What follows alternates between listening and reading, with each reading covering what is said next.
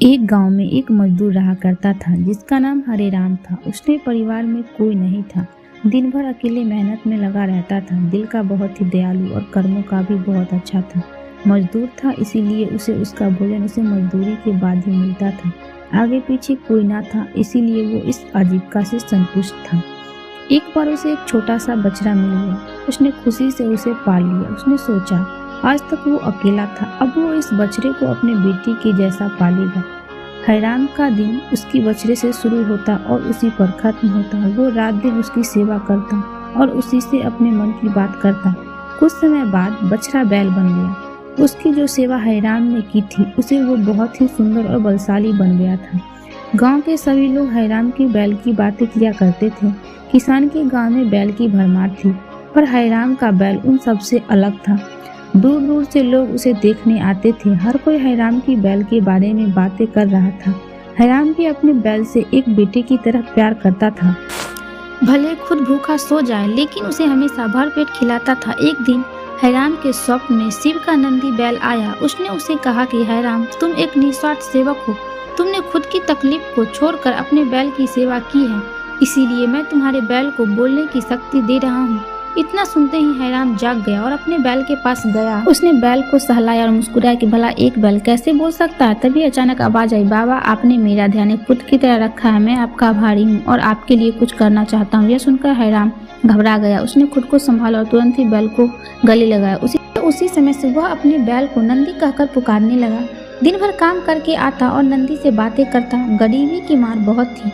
नंदी को तो हैरान भर पेट देता था लेकिन खुद भूखा सो जाता था। यह बात नंदी को अच्छी नहीं लगी। उसने हैरान से कहा कि वो नगर के सेठ के पास जाए और शर्त रखे कि उसका बैल नंदी 100 गाड़ी खींच सकता है और शर्त के रूप में सेठ से 1000 मोहरे ले लेना।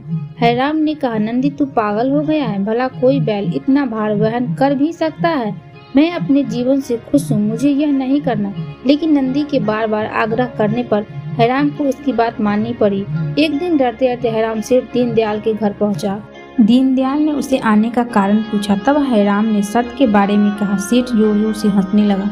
बोला, हैरान, बैल के साथ रहकर क्या तुम्हारी मति भी बैल जैसी हो गई है? अगर शर्त हार गए तो 1000 मोहरे के लिए तुम्हें अपनी झोपड़ी तक बेचनी पड़ेगी। यह सुनकर हैरान और अधिक डर गया, लेकिन मुंह से निकली बात पर मुकर भी नहीं सकता था। शर्त का दिन तय किया गया और सेठ दीनदयाल ने पूरे गांव में ढोल पिटवाकर इस प्रतियोगिता के बारे में गांव वालों को खबर दी और सभी को यह अद्भुत नजारा देखने बुलाया।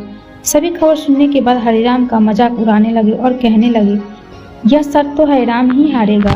यह सब सुनकर हैरान को और अधिक डर लगने लगा और उसमें नंदी से घृणा होने लगी। वो उसे कोसने लगा, बार बार उसे दोष देता और कहता कि कहाँ मैंने इस बैल को पाल लिया, मेरी अच्छी भली कट रही थी, इसके कारण शर्त के छत से भी जाऊंगा और लोगों की ठोठी होगी। वो अलग बिल्कुल भी रास नहीं आ रहा था। वह दिन आ गया जिस दिन प्रतियोगिता होनी थी। 100 माल से भरी गाड़ी के आगे नंदी को जोता गया और गाड़ी पर खुद हैरान बैठा। सभी गांव वाले यह नजारा देखकर हंस रहे थे और हैरान को बुरा भला कह रहे थे। हैरान ने नंदी से कहा, देख तेरे कारण मुझे कितना सुनना पड़ रहा है। मैंने तुझे बेटे जैसा पाला था और तूने मुझे सड़क पर लाने का काम किया। हैरान के ऐसे गिरने शब्दों के कारण नंदी को गुस्सा आ गया और उसने ठान ली कि वो एक कदम भी आगे नहीं बढ़ाएगा और इस तरह हैरान शर्त हार गया।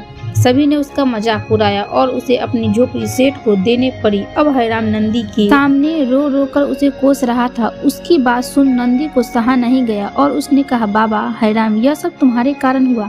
यह सुन हैरान चौंक गया। उसने गुस्से में पूछा कि क्या किया मैंने? तुमने भांग खा रखी है क्या?